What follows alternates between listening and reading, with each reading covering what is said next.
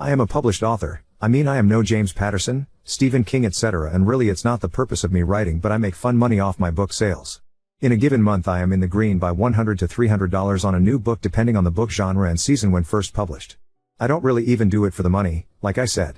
I have a full-time job and do plenty of other gigs as a performer/artist on the side because it makes me happy.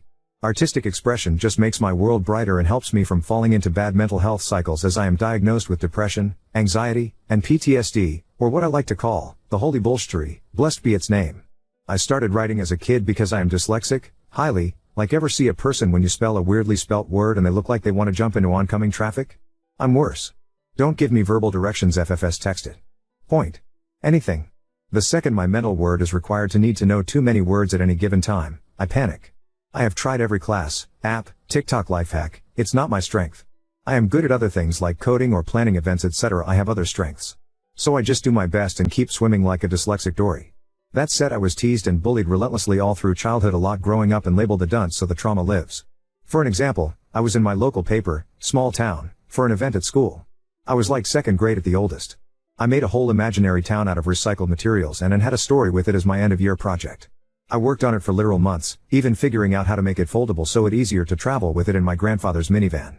My story had 10 chapters and was handwritten in my messy kid handwriting. I had a teacher, Miss Smith. That's her real name, because F that woman and it's common enough. She said my project was low class, but I guess I shouldn't expect much from you, and she walked off. Her son, my classmate, stomped my project to oblivion. He smashed my Play-Doh figurines of the people and pets, and as if that was not enough, he pointed and laughed at me when I cried. He then put copies of the article with my picture but added a dunce hat and laughing faces in the school, lunchroom, homeroom, etc. The guy could cure cancer if he used that determination on it. I will give him that. If you're reading this, Tyler, F you in particular, and may your socks always be just a little damp. I was unlucky enough that when I moved, Tyler's mom happened to as well, so guess who had the privilege of that GEMS company for 3 grades? Tyler shoved me lockers in the 4th grade. He called me dumb every day. In 5th grade I was called dumb and fat. I was an underweight child. So fast forward and I am now in my early 30s, still dyslexic as hell. I live in a different state. I have a life and learned ways to deal with my weird brain and function. I moved on from childhood trauma, therapy, etc. etc. There is a guy I liked, Brian, and Brian seemed to like me too, so we decided to do non-date causal hangouts to see if we vibe enough to consider dating, his words and idea. We hung out one-on-one for several instances, but once he was super late so I had my laptop out. He saw me when he arrived and asked what I was doing, and I sheepishly responded I was working on my next book. He inquired more and I told him I published my first when I was 17 and have published at least one every year since then, and told him of Ms. Smith and Tyler and more horror stories I won't get into as this is now a novel itself lol, but that it spurred me to prove them wrong and beat this weird stereotype that neurodivergent folk are dumb, etc. He asked to read it, and I said no. I use a pen name on purpose as those Amazon reviews can make you want to eat your own soul from your body, so I keep it separate from everyday life. Well, turns out if you know me and my nerdy joys, my pen name is easy to guess. From there it's easy to find because I mentioned Amazon, and let's just say my bio makes it pretty clear. At our next meetup he asked me if I was said author and my shocked Pikachu face told him everything, so he started reading the series. He came back the next time we met to laugh and say I see why you don't put your name on your works. Don't quit your day job.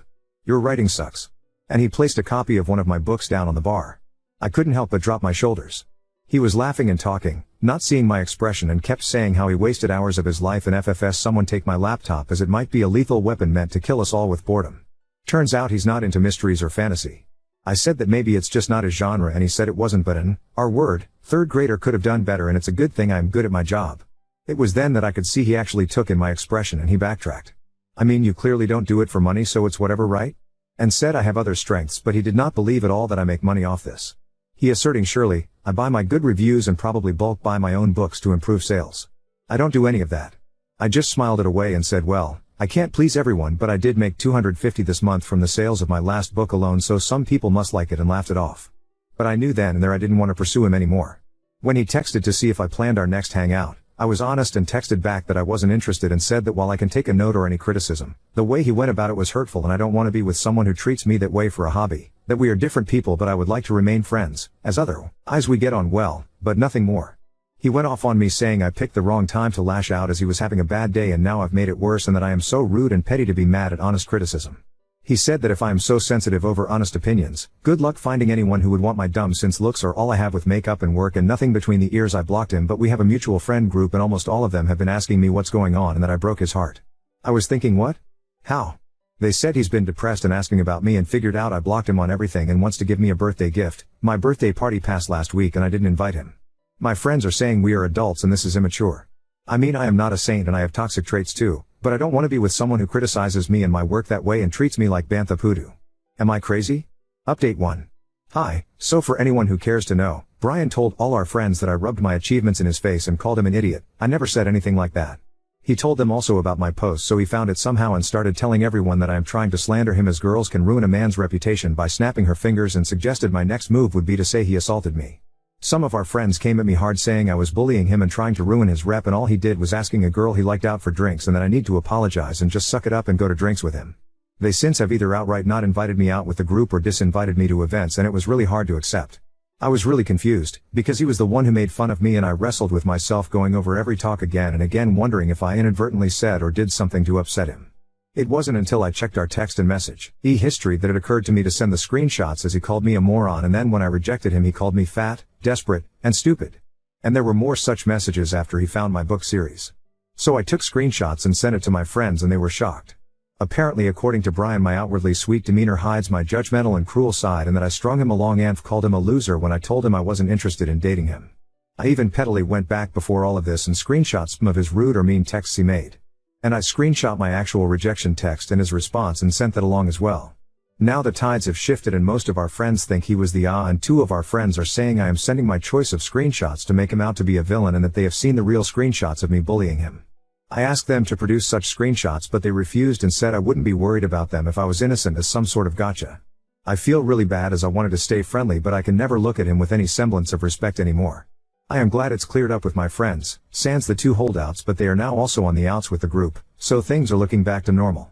I have my first publishing party for my next book and everyone is invited but them. Weird way it all ended, but oh well. Update 2. I had opted to ignore Brian and any attempt he made to get a rise out of me. He apologized to the group but then said he was forced to or be ostracized. He said I was using Lee's social capsule to go after him and has since been trying to get any direct cruel words from me, which I have not provided him. After a month I can list my top 5 favorites. 1. Going to places I also frequent and sitting nearby me no matter how much available seating there is elsewhere, or me moving my usual spot leagues away, and he will loudly have phone call talking about the BTCH who broke his heart because women are so sensitive too. Getting an alt account on nearly all social media to find me and follow my accounts which are public, as a workaround my blocking him, to comment reviews on any of my art, books, acting, modeling, doesn't matter, he will comment a reason I suck, and then will simply make a new account when I block the last one and delete his comments. 3. Anytime the group chat pops off with invites to events and I say I'm going, he will reply to that with my GF is the kindest person but I don't think she'd like me hanging out with you, etc. And if I don't reply to invites until he will say it's a good thing I'm not coming because of his GF, or that now he can't come because if I come his GF will be upset I'm hanging with an ex. We never dated. When any of us ask who his GF is he says she's shy and he will introduce her eventually, etc. 4. I am speaking at a conference and got excited and shared in the group chat and everyone congratulated me, but he said that was okay but not newsworthy, and then looked up the conference and saw I have a relative also presenting and suggested that is how I got the spot and not on my own merit. 5. Revealing this Reddit name to the friend group and linking my first post as proof I bully him despite not speaking to him, not naming him, and leaving put most if not all identifying info about him. He's insisting I edited out the worst parts and I can't prove I didn't, so, whatever. So all of that has been happening, and yes, I unblocked his phone number only because it was screwing up what I was seeing in the group chat and I got lazy and didn't figure it out. Plus he doesn't text me directly anymore anyway. Well, about a week ago, I went up to house sit for my parents, a small drive away from my own home, and was due to stay for about a week. I only told the few friends in the group that didn't side with Brian the first round of BS. I used this time to go to war, and then spend my non-working hours on my book, and I came up with a new pen name. I decided to revamp the whole fictional universe I created and was excited after I designed the cover for my first next book. I shared it with all in the group but him and his 2 flying monkeys, but he found out about it anyway and flipped out in the group chat saying I was trying to show off again and that I was trying to steal his spotlight, as we all know damn well he is publishing his first book on Amazon this summer, and me publishing mine at the same time with my fancy cover etc. was just another form of bullying. He akined it to if in war white at his wedding. I have to honest here. I had enough. I put up with this behavior for months now. So I flat out said he never mentioned a book to me, and shared a screenshot of calling writing the profession for the R word, but unlike sharing the screenshot before, I didn't blank out the word. What a difference a word can make. Apparently the friend group thought the word I blanked out were milder and not slurs, and we as a group are quite diverse on every spectrum save maybe politics. So they dogged him for using a slur and he said that he's autistic and he can use that word just like I am black and can say the N word except he typed the full word. I said right, so I'm done with this. And left the chat. I didn't argue or do anything other than leave the chat. I was working at the time and put the phone down like that's enough humaning for today and went about my business. This man rage texted me for hours until I got off work, saw his messages, and blocked him. I then see ads on FB and Instagram about his book. He was paying for ads on social media, his name is on the cover and he has comments underneath calling the book incredible, a masterpiece, undiluted artistry etc. And his book isn't out yet. He said his publishing date was August. I remember because my next book is to come out in July and he had used that as another form of proof I was updating him, like setting my wedding date before his siblings to show them up. A few nights ago, he saw me at a spot I frequent for karaoke and I admittedly had been doing shots so I was pretty transparent in my disappointment that he was there when he approached me, calling my name. He went in to hug me and I backed up and cold but politely said hi.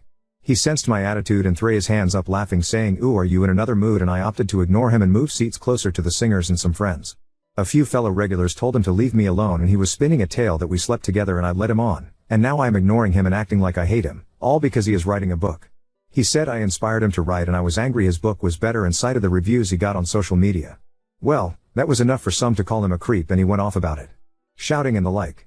He started to call for me to come the FCK over here and tell them the truth and that I was trying to ruin his reputation and the time we slept together, never happened, will eventually be me lying about being our pet. Turns out if you start shouting that sort of thing in a public space while there is karaoke, to a person many in the room know personally, you get kicked out. It's been beautifully quiet since. I told the friend group what happened and he is out of the group chat. Some still speak to him, the two holdouts from before, but they have not said boo to me directly. So I guess this makes this my final update. Not very exciting but a bucket of crazy and I had to share. My neighbors know because one of the regulars at the bar lives walking distance from me and he told everyone at the community pool etc. I have such kind folks I never spoke to but have seen in walking my dog etc. saying they are being watchful of my home and to call if I need anything. I didn't know people could be like this because he was never like this before. He always was sweet to everyone in the group and we agreed on damn near everything. He would be complimenting me, telling me how smart and pretty I am and would even joke and not hitting on you and laugh. To be honest, I am excited for August. I will be the first to buy his book. He's using his real name and has been advertising about it so, hey. Update 3. So Brian's promised book came out on the 1st, the cover art looks AI generated and I know he's really into a site/program called Midjourney that he makes memes with this month on Amazon. His page promises that it's the start of a series. Even before it came out, it had reviews raving about it being a masterpiece so okay, I went and bought myself a copy. It's a fantasy story. About 30-ish chapters. I don't want to say too many details that could identify him or myself even though I don't overly believe too many others read it but I suppose I can share that it's smutty but like in a way horny teenaged boy would want it to be, if that makes sense. I actually read the whole thing. There is an elf character by my real first name that the main character sleeps with and she is described remarkably similar to my appearance including my non-natural colored hair.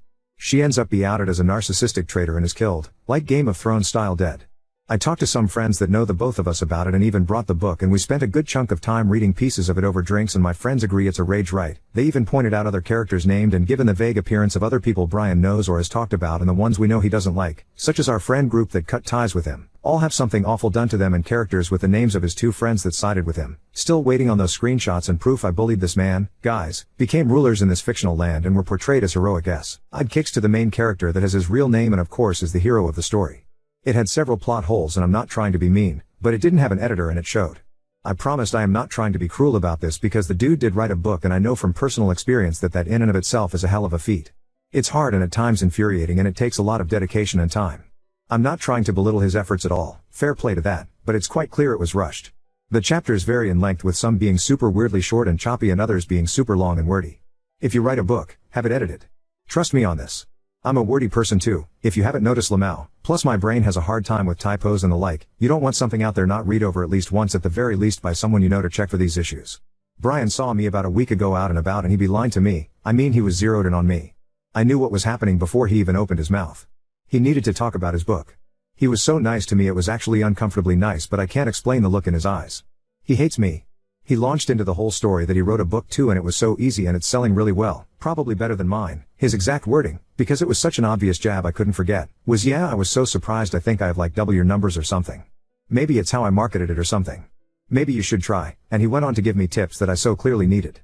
Then it was time for him to hand me a copy to give it a read. I told him, oh I have a copy. I bought it as soon as I could. He looked shocked at that and I said that I of course wanted to support other authors and he was like you did, huh? Where is it? And I said I let a friend borrow it and he handed me a copy in a way alluding to the fact that he figured I was lying or being sarcastic. I had previously taken a picture to send to a friend via text, so I showed him the photo on my phone of his book on my coffee table, and he sort of glossed over that with a "well, now you have an extra so your friend can keep the other one." I thanked him and turned to move on with my day, but he sort of moved in my path and asked me if I read it and then what I thought of it. I shrugged and he had this grin and muttered, loudly, "Yeah, I thought you'd act that way, but I just kept moving." A mutual friend sent a screenshot of his Facebook post that he posted that evening of how jealous people are so funny and pathetic and that his book has record sales. The same friend then commented on the post asking for a pic of the dashboard that would show said sales, and he commented a photo I sent in our old friend group chat of my sales from several months ago when I got a bump in sales. So my friend took the time to scroll back in the chat, screenshot that part showing it was mine, and commented it under that, which caused a lot of drama in the comments. People went from congratulations to WTF quick, and Brian deleted the entire post and blocked my friend. Since then he's been avoiding me publicly, but keeping up his fake social media profiles and insulting me every chance he can. He talks to himself as alternate accounts gossiping about how I am fake, rude, a bully, jealous, and the like. If I block one, another pops up, and a comment will appear from another account outing me as someone who blocks anyone I don't agree with for calling me out.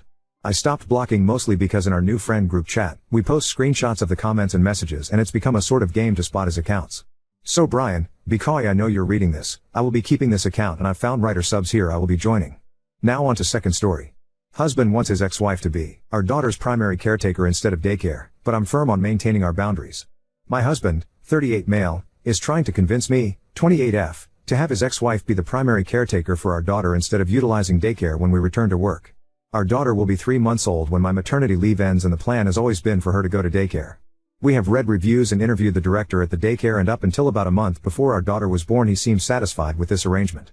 Around the 7-month mark of my pregnancy, my husband got the idea that we should ask his ex-wife to watch our daughter instead of utilizing daycare. We have a very positive co-parenting relationship with her and have never had so much as an argument.